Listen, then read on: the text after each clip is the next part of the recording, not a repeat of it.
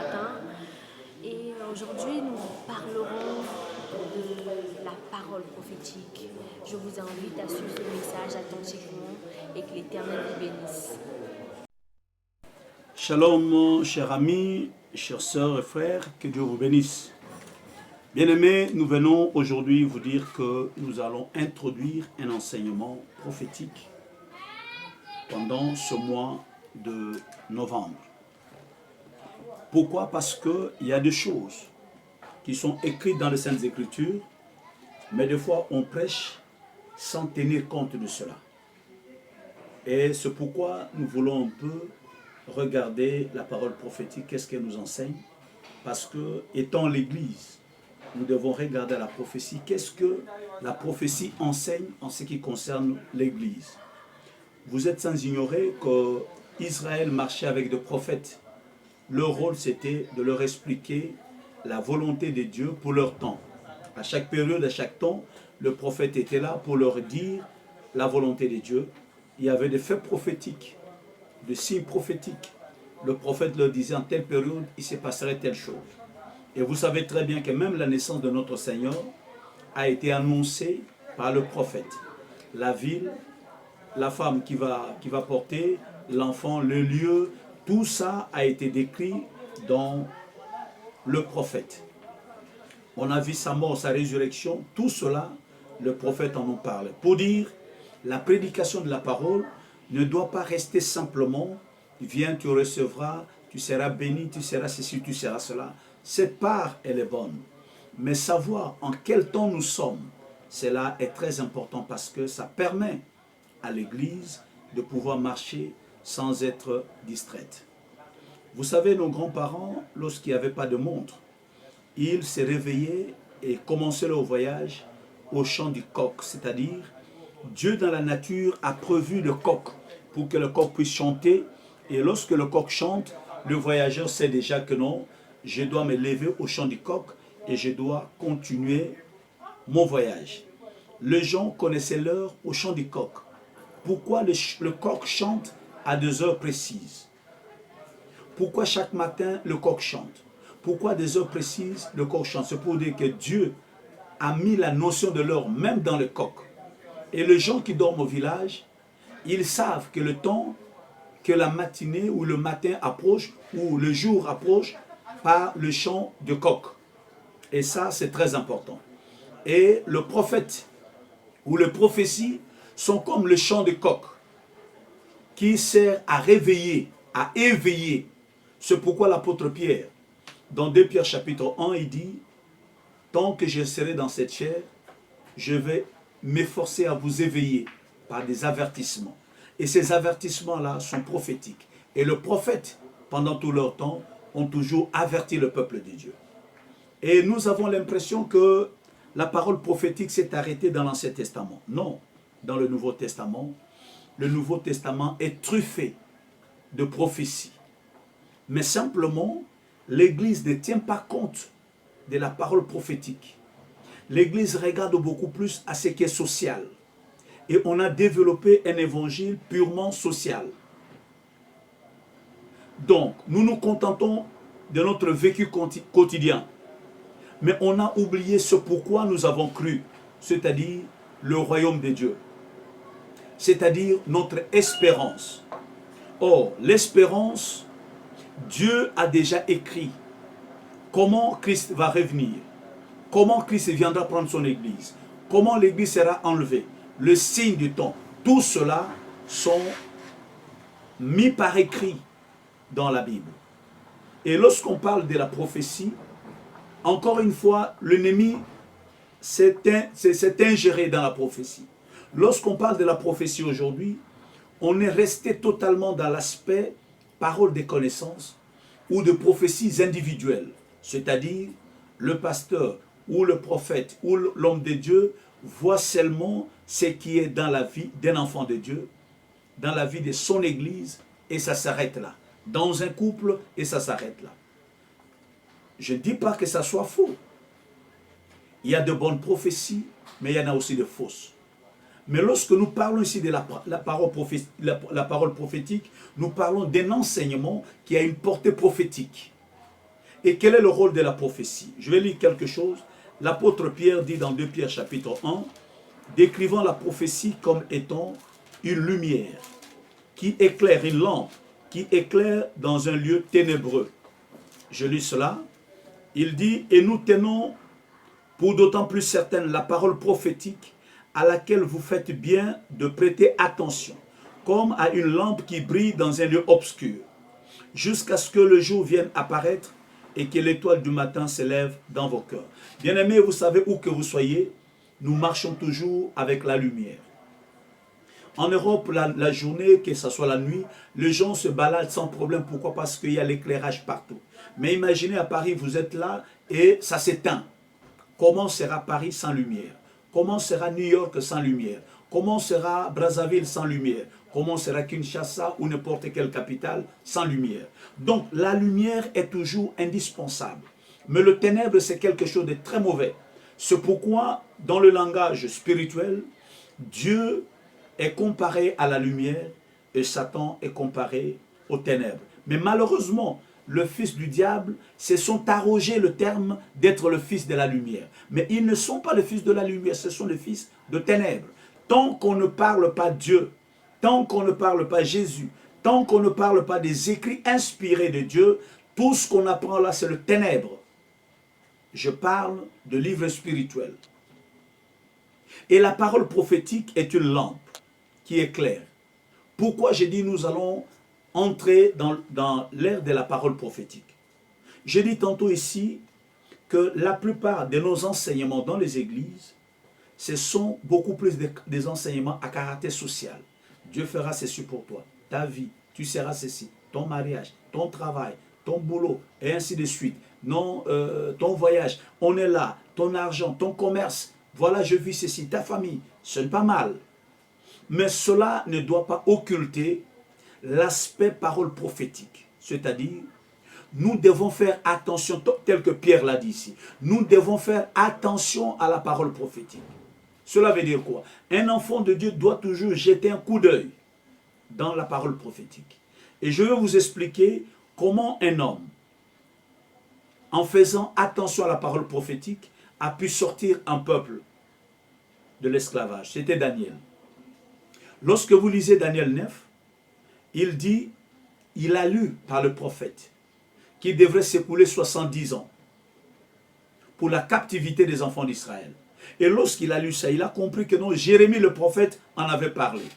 L'histoire des 70 semaines de Daniel et tout ce qui s'ensuit a commencé d'abord, c'était une prophétie concernant la captivité des enfants d'Israël pendant 70 ans. Mais les 70 ans, à la fin, ont débouché sur les 70 semaines de Daniel. Et c'est parti jusqu'à nous aujourd'hui. Pour dire quoi, la parole prophétique, c'est une lampe. Une église qui ne s'intéresse pas à la parole prophétique et qui du début jusqu'à la fin ne fait que de tomber de prophéties du genre « je vis, Dieu me dit, on a fait ceci, ton mariage », alors on vous aveugle. Et aujourd'hui, l'ennemi qui veut séduire l'église s'est introduit pour que nous demeurions seulement dans l'aspect social de la parole de Dieu, mais qu'on ne voit pas l'aspect divin, qu'on ne voit pas l'aspect sanctification, l'aspect espérance chrétienne. On n'en tient pas compte, mais on est omnibulé, on est bloqué dans une réalité du genre ma vie, ma vie, ma vie. Il y a vie et vie. Alors, frères et sœurs, pourquoi je rentre dans la parole prophétique? Parce que le plus grand combat de notre temps, ce n'est pas l'Union soviétique et les États-Unis. Ce n'est pas le monde chrétien et le monde arabe. Le plus grand combat de tous les temps, c'est le dragon et la femme. La femme dont je parle ici, c'est l'Église. Et quand vous lisez Apocalypse chapitre 12, il est question d'un signe. Deux signes ont paru dans le ciel. Le premier signe, c'était une femme, enveloppée de soleil, ayant la couronne de 12 étoiles à la tête et la lune sous ses pieds. Elle était dans la douleur de l'enfantement. Elle était en travail. C'était une femme grosse qui devait donner naissance à un fils. Ça, c'est le premier signe. Mais le deuxième signe, c'est un dragon rouge feu. Mais ce dragon a 7 têtes et 10 cornes. Et ces dragons avaient un objectif, c'est-à-dire tuer le fils que la femme va enfanter. Voilà le combat que nous avons. Frères et sœurs, chers chrétiens, depuis la nuit des temps, le dragon, tel que Apocalypse 12 nous le décrit, le dragon, c'est lui le serpent ancien, c'est lui Satan, c'est lui le diable. Son objectif, c'est toujours suyer la femme. Et les combats que nous avons aujourd'hui, ne croyez pas que le combat, c'est Israël et ainsi de suite. Ça, ce sont les choses qui arriveront après. Mais le véritable combat, c'est entre le dragon et la femme. Ça veut dire quoi? Entre Satan et l'Église. De la même manière que dans le jardin d'Éden, dans Genèse 3, le serpent est venu tenter la femme. Aujourd'hui encore, le serpent s'attaque à l'épouse, s'attaque à l'Église de Dieu. Qui est la femme? Qui est l'épouse de Dieu aujourd'hui? C'est la véritable Église. Le combat se situe à ce niveau. Maintenant, qu'est-ce que le dragon, qu'est-ce que le serpent veut? Le serpent veut introduire des faux enseignements. Le serpent veut introduire de fausses doctrines. Le serpent veut introduire des déviations, des interprétations particulières. Le serpent veut quoi? Il veut susciter une race de prédicateurs qui ont une conscience tordue, qui tordent le sens des Écritures, qui interprètent la parole à leur manière, qui prêchent les choses qu'ils ne comprennent pas. Ça, c'est l'armée que le diable a envoyée. Le serpent ne viendra pas en personne, mais il viendra par le truchement de ses acolytes. Frères et sœurs, lorsque vous parlez de l'Antichrist, lorsque vous parlez du diable, lorsque vous parlez du dragon, vous avez l'idée que ça sera un serpent qui va venir d'une manière naturelle. Non, il est déjà là. Il a introduit dans l'Église ces prédicateurs. Vous n'êtes pas étonnés aujourd'hui qu'il y a des prédicateurs qui prêchent, mais qui ne s'intéressent pas à l'avènement du Seigneur Jésus-Christ. Des prédicateurs qui prêchent, qui ne s'intéressent même pas à la sanctification du peuple de Dieu, qui ne s'intéressent pas que non, il y a une espérance chrétienne. Ce sont des prostituées. Et Apocalypse 17 parle de mystère de Babylone, la grande, qui est la mère de prostituées et des abominations de toute la terre. Prostituée, pourquoi? Parce qu'une prostituée, c'est une femme qui n'a pas d'éthique morale.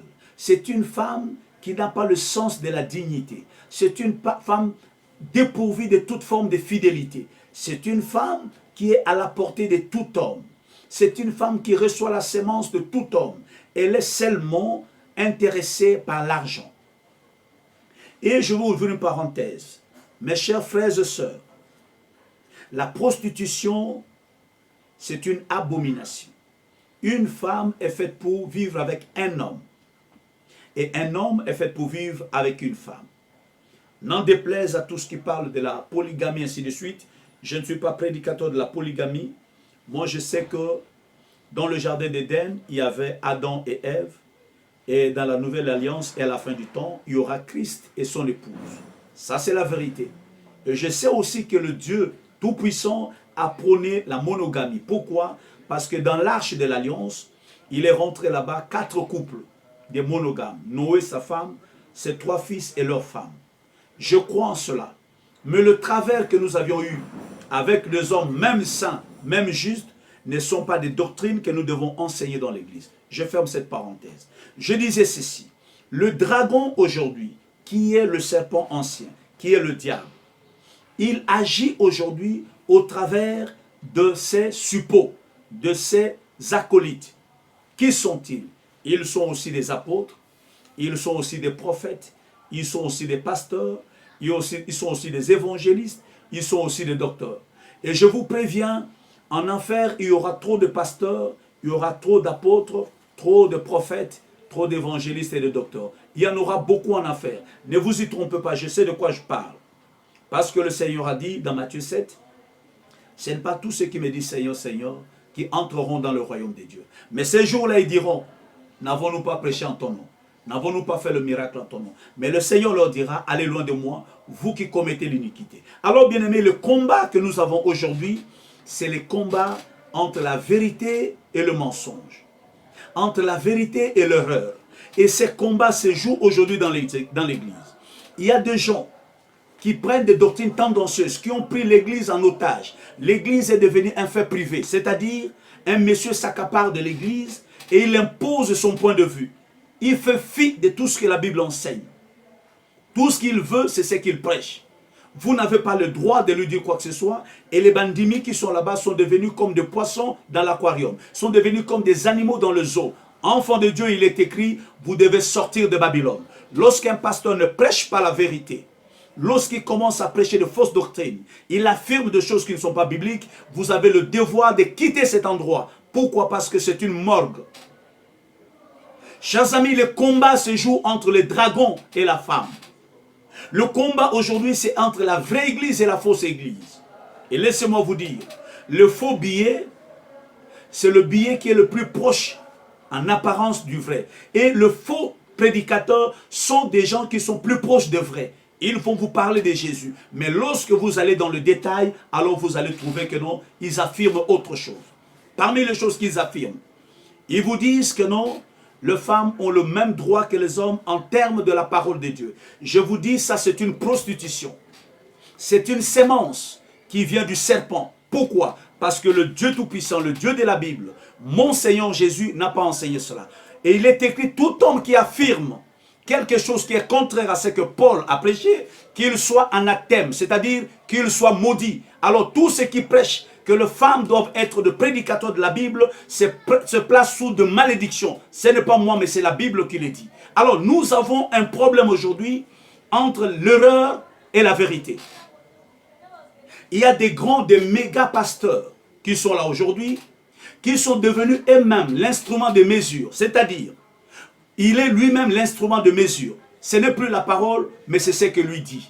Ils sont devenus des papes. Et ils sont là, ils ne se laissent jamais enseigner. C'est-à-dire, lui ne peut qu'écouter ce que lui dit. Mais si vous lui apportez autre chose, il ne croit pas. Pourquoi? Parce que c'est son église. Frères et sœurs, l'église, c'est l'église du Seigneur. La parole, c'est Jésus-Christ. La parole n'a jamais été un chef spirituel. La parole n'a jamais été qui que ce soit.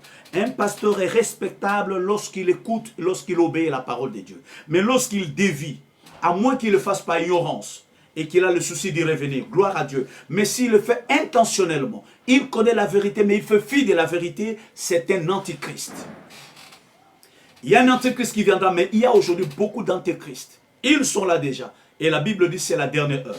Le combat que nous avons aujourd'hui, c'est que le dragon veut s'attaquer au Fils. Le Fils, c'est qui? C'est les véritables enfants de Dieu parvenus à la perfection, ceux qui seront enlevés. Les élus de Dieu, ce sont là le Fils. Le prédestiné, les vrais enfants de Dieu. Comment connaîtra-t-il un vrai enfant de Dieu? Un vrai enfant de Dieu ne lésine pas avec le péché. Il n'aime pas le péché. Et il ne pêche pas. C'est un vrai enfant de Dieu. Tout le monde te dit, il fait chanter du matin au soir. Je suis méga pasteur, j'ai l'onction. Mais si tu le vois vivre dans le désordre, c'est un antichrist. C'est un terroriste. C'est un dangereux. Je ne vois pas Pierre, je ne vois pas Paul, je ne vois pas Jean, je ne vois pas les apôtres du Seigneur. C'est livré à des choses que nous voyons aujourd'hui les hommes d'église faire. Je les aime. Je sais qu'il y a les hommes de Dieu qui craignent Dieu. Que Dieu vous bénisse. Ce n'est pas contre vous que je parle. Mais je parle contre les agents du diable qui ont pris la peau de pasteur, qui ont pris la peau de docteur, qui ont pris la peau des apôtres, qui ont pris la peau de prophètes, qui ont pris la peau des évangélistes et qui sont en train de salir cette noble profession qui consiste à être un dispensateur de la grâce, à manifester Jésus dans le monde. Aujourd'hui, les hommes de Dieu sont devenus la risée à cause de ces faux prédicateurs. Ils sont motivés seulement par l'amour de l'argent. Ils sont motivés par le sexe, par l'escroquerie. C'est tout ce qui les intéresse. Mais ils n'ont pas le courage de se repentir et d'abandonner. Ils continuent et ils affirment haut et fort qu'ils sont hommes de Dieu. Honte à vous. Honte à vous. Pourquoi? Parce que vous blasphémez. Vous crachez sur la grâce. Alors, enfant de Dieu, écoute-moi très bien. Tu n'as des comptes à rendre qu'à Jésus-Christ. Lorsque quelqu'un veut t'entraîner en enfer, ne te laisse pas aller pieds joints, mains jointes, dis non, je vais entrer en affaire parce que mon pasteur m'y mène. Je te dis ici, il y aura beaucoup de pasteurs en enfer. Il y aura beaucoup de docteurs, de prophètes, des apôtres et des évangélistes en enfer. Il y en aura beaucoup. Pourquoi? Parce que si un homme se prend comme instrument de mesure de sa spiritualité, si Christ cesse d'être l'instrument de mesure, si Christ cesse d'être l'étalon, notre instrument de mesure, si ce n'est plus Christ, mais si ça devient un chef spirituel, ça devient un homme. Mais bien qu'il fait le mal, on dit, tout ce qu'il fait de mal est sanctifié, on doit le suivre comme ça, alors ça devient dangereux. Voilà comment le diable fait son entrée dans l'église. Et le serpent a suivi la femme, selon Apocalypse 12. La femme s'est sauvée. Dieu lui a donné quoi? Le zèle de l'aigle. Et lorsqu'on parle de zèle de l'aigle, on est là dans la dimension prophétique. C'est pourquoi Dieu dit à Israël, vous avez vu ce que je fais? Je vous ai transporté jusqu'ici sur les ailes de l'aigle.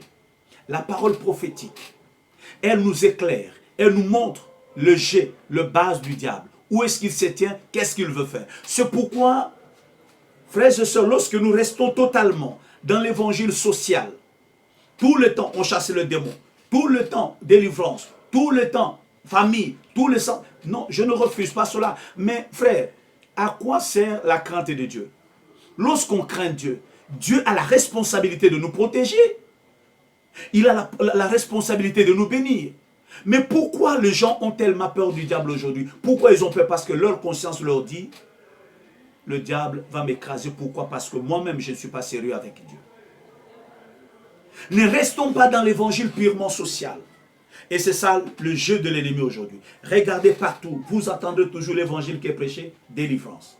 Délivrance, délivrance, délivrance, délivrance. Et les gens croient que non, c'est ça, c'est qu'il faut prêcher. Je ne refuse pas que ça fait partie. Mais où est-ce qu'on place la parole prophétique? Où est-ce qu'on place la doctrine, l'enseignement basique de l'Église? C'est que l'Église doit observer. On met ça de côté. On ne s'intéresse pas à l'enseignement de base.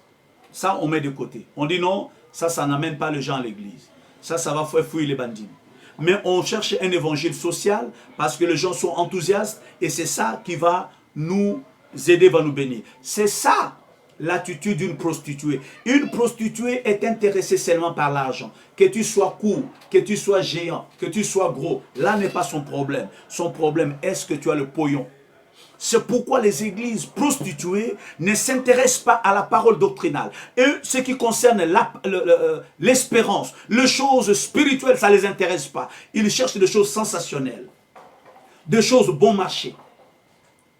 On cherche des amusements, on cherche le mouvement, on cherche la danse, on cherche ces choses-là. Je ne dis pas que danser c'est mauvais, mais lorsqu'on ne s'intéresse pas à la parole prophétique, alors c'est dangereux. L'apôtre Pierre dit, nous devons faire attention. Faire attention. Faire attention à la parole prophétique. Pour dire, l'ennemi peut s'approcher de toi tant que tu ne le vois pas. Mais si tu l'as déjà vu, tu peux te mettre en garde. Voilà l'importance de la parole prophétique. Et aujourd'hui, je vous annonce que nous allons nager ces derniers temps dans la parole prophétique. Pourquoi? Parce que la guerre est déclarée entre le dragon et la femme. La femme, c'est l'Église. Le dragon, c'est le diable. Et son système, il veut détruire l'Église de Dieu. Il veut infecter. Il veut entrer. Et il est déjà entré avec de fausses doctrines. Il y a des choses qui se prêchent.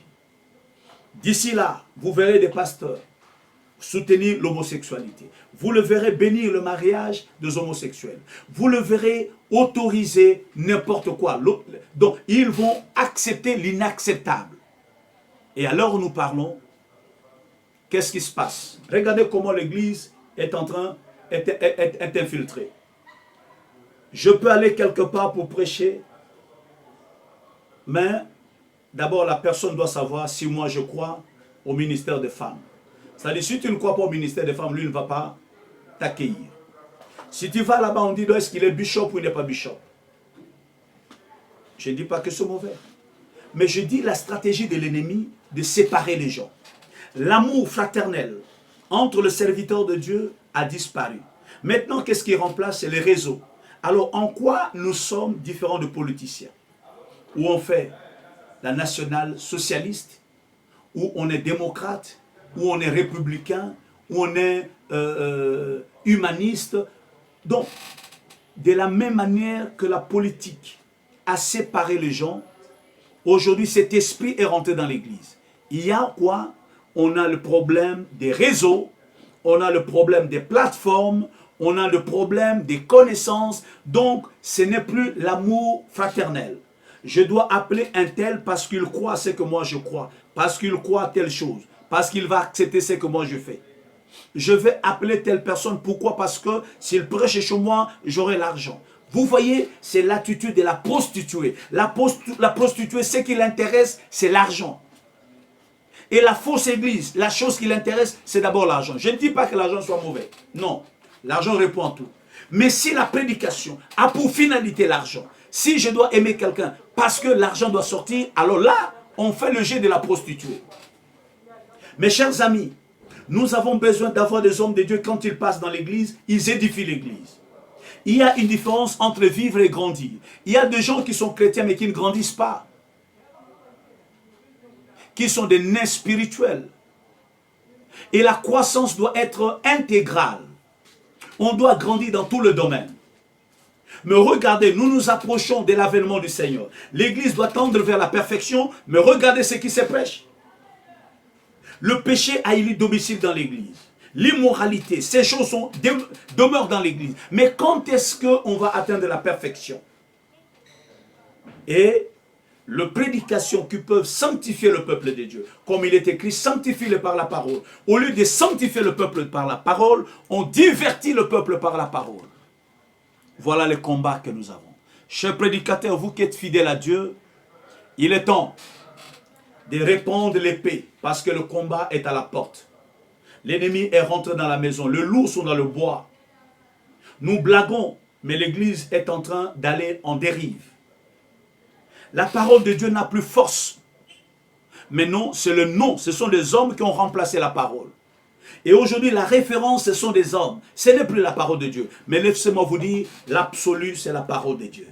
Notre référence, c'est la parole du Seigneur Jésus-Christ. Et c'est ce que nous devons prêcher. Je vais terminer en disant, chers amis, le combat est là, entre les dragons et la femme. C'est ça le combat.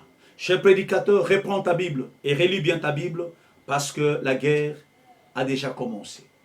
Ceux qui sont appelés de Dieu, défendez la vérité. Paul dit à Timothée, prêche, insiste, en toute occasion favorable ou non. Que les gens soient d'accord ou pas, dis les choses qui sont conformes à la doctrine. Chers prédicateurs, disons les choses qui sont conformes. Ne prêchons pas pour que les gens nous aiment. Ne prêchons pas pour avoir la popularité, mais prêchons pour être agréable à Dieu. Voilà notre mandat, voilà notre apostolat. Chers amis, la couronne nous attend. Chers frères et sœurs, tu ne pries pas pour rien, mais il y a une couronne qui t'attend. Mais cette couronne, tu l'auras si tu auras combattu selon les règles. Voilà ce que j'avais à nous dire. Le combat aujourd'hui, c'est entre le dragon et la femme. Vous voyez, je ne sais pas là où était Adam, mais le serpent est allé vers Ève. Mais aujourd'hui, l'épouse, Ève spirituelle, elle ne sera jamais vaincue. Mais le soi-disant seront pris dans le piège de l'ennemi. J'attends des hommes de Dieu dire, non, il y a la marque de la bête, il y a ceci ou cela. Mais écoutez, ne craignez pas ces choses. Dieu nous a avertis. Ceux qui appartiennent au Seigneur ne recevront pas ces choses. Mais ceux qui n'appartiennent pas au Seigneur, quoi qu'ils fassent, ils tomberont dedans. Alors, cher prédicateur, si tu ne sais pas pourquoi tu as été appelé, moi je te dis, tu as été appelé à défendre la vérité. Tu n'as pas été appelé pour plaire aux gens. L'apôtre Paul dit, si je plais aux gens, je cesse d'être apôtre de Christ. Nous ne sommes pas appelés pour plaire aux gens. Nous sommes appelés pour défendre la parole de Dieu. Ça nous coûtera ce que ça nous coûtera. Que les gens nous aiment ou pas, l'essentiel est que nous soyons agréables au Seigneur. Gardez cette parole dans votre cœur. Et il a été dit à Jean, mange le rouleau et avale. Avalez la Bible. Demeurez dans les Saintes Écritures et l'ennemi ne passera pas. Que Dieu vous bénisse. Merci beaucoup, c'était votre pasteur, votre bien-aimé frère, serviteur, l'apôtre Alain Pacifique. Et c'était l'introduction. La prochaine fois, nous allons rentrer dans l'enseignement sur Babylone la Grande. Prenez rendez-vous et vous ne serez pas déçus. Que Dieu vous bénisse. Merci beaucoup.